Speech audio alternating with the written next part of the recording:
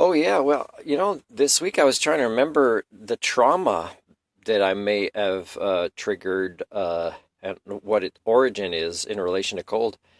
And I was like looking far in my past, like when I was a kid, or there's some trauma on two ski hills on Vancouver Island where I didn't feel that I mattered to people and that the community was unhealthy. So being in the cold, really, when you don't look like you're by yourself, but you're by yourself. That was some of the triggers, but it's also how cold it was and how it screwed up my laptop even more on Vancouver Island last year when I couldn't plug any heaters at night. But even during the day, like I can't find a motivation to do homework in here and review paperwork and find receipts I need to return stuff, for example, or exchange stuff because it's just really cold. And the humidity gets inside, right? And I have no way to keep it burned out during the day too, that humidity, especially if I cook and there's liquid in what I cook. So yeah, it's a tough time because I feel like I'm getting sick more, and my breathing's not too much of an issue, but my throat has some vulnerabilities.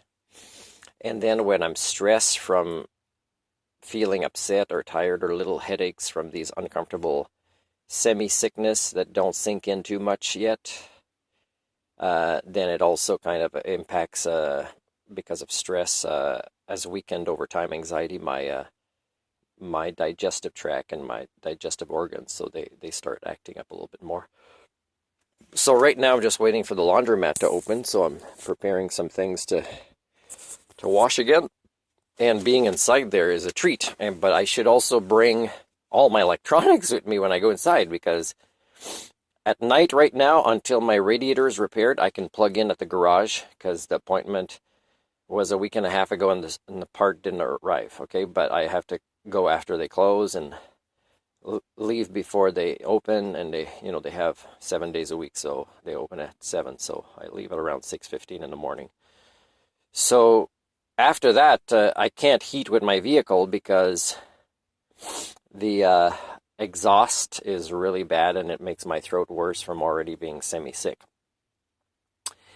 And that triggers also times in my youth when I was in college and I was broke and I couldn't change the muffler on my first car, Honda Civic 1982. So I was inhaling for like an entire semester really bad fumes. So it seems like as much as I want to work hard or help communities and society and but also not be part of the problem, not keep my mouth shut, which makes me ill in different ways that I have to balance out. So I don't want to lose my voice. I worked really hard to regain my voice, and this past year was the 8-year anniversary of regaining my voice that I lost as a youth, like most of us have. So it's not something I want to give away. It's very much linked to the humanity I fought for to develop in myself that I don't see in others. So yeah, I mean, I have always every day a new list of things to do, and I work really hard. I work full time, trying to advocate for myself, and as much as the people that receive steady paychecks to provide supports to me, but don't, look at this. Okay, so this is just one of literally hundreds of reasons I could take the Ministry of Poverty Creation to BC government to court. They have possibly two different sources, but at least one I've confirmed. The other one, they won't investigate this, although I've told them to. And it's hard to investigate unless I kind of subpoena or really be forceful with the information or get a police involved. Is the last pair of boots that was supposed to be funded for my orthotics that are in these shoes right now that are in really horrible shape. Really horrible. Like they usually collapse more on the right. You can see the right for me goes, like more like this. And it's easy to see, but I mean, there's really nothing left here either, right? And it's become looser and it's not meant for these orthotics. I can't tie it enough to actually properly secure, and it's not the right shape for my orthotics, so I'm hurting my orthotics. these shoes are already compromised, even with orthotics. And yet a business, which I'm not criticizing right now, has already cashed in $133 something that they expected. That is the maximum amount the ministry offers.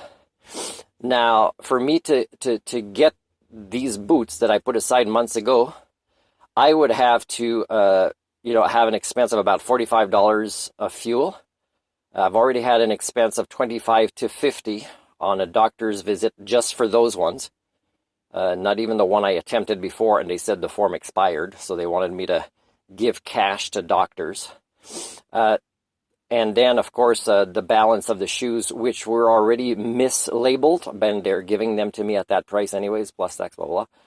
So it's another $55. So you're looking at my expenses being more than these boots and the amount that they sponsored. Now, if you add also the other boots I was trying to get a year and a half ago on Vancouver Island, and the money that's been laundered to these businesses, to doctors, and to staff who get a steady paycheck, you're looking at 4 to 5 boots that could have been for me, including for when this may be one of the reasons that SARS in Caslow refused me, is they knew I was very poor, and they know that I have to sponsor my own gear, which is required to be search and rescue.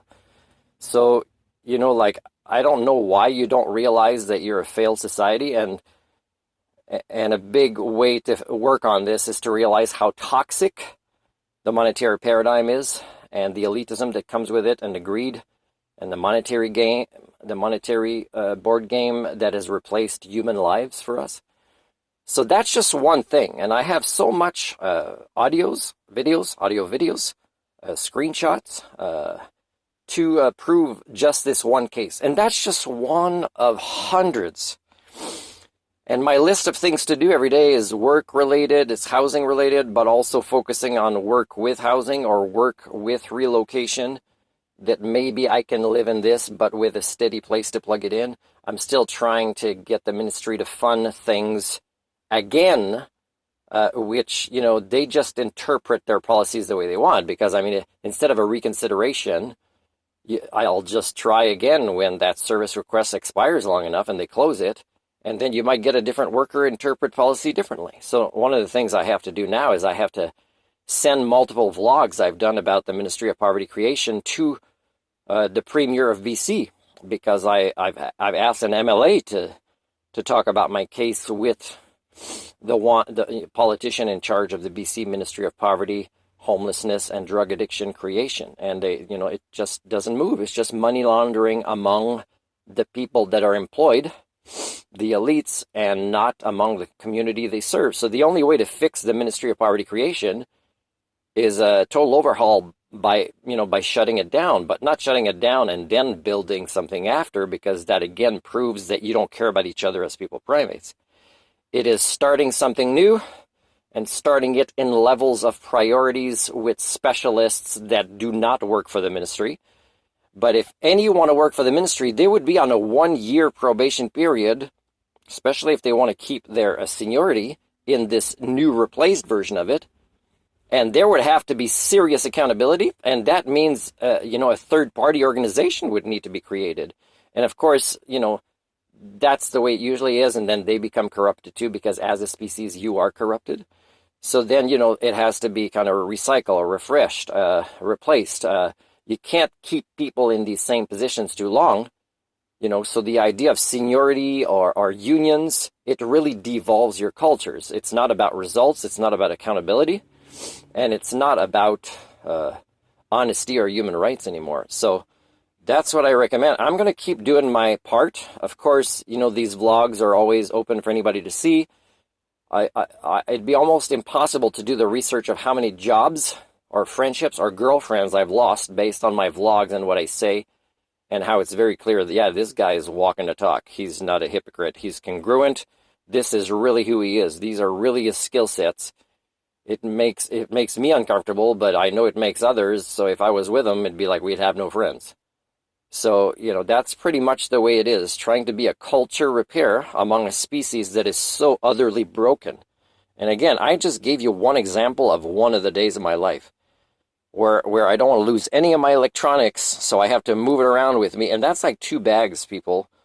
So yeah, it's a tough thing because the housing issue, which is still not being addressed because you don't care about each other as people primates, and is going to get worse, not just because of the divide between rich and poor, but because of climate catastrophes, economic collapses, all these things. You don't care about each other, and you don't care about rebooting the concept of collective learning that can save you, as I've been documenting as a learning specialist. So what I'm asking is, hey, I'll get off your case. I'm telling, again, the BC government, the Canadian government, just buy my file. Let me leave with my head held high. You don't have to give me a pension that I was an MP for 4 years, but I should, with all the work I've been doing full time for culture repair, for collecting data, for proving things, and for making suggestions, and for even offering to be part of the solution for free a lot of the times. Free workshop, free public lectures on things that you don't want because you're not ready for reality.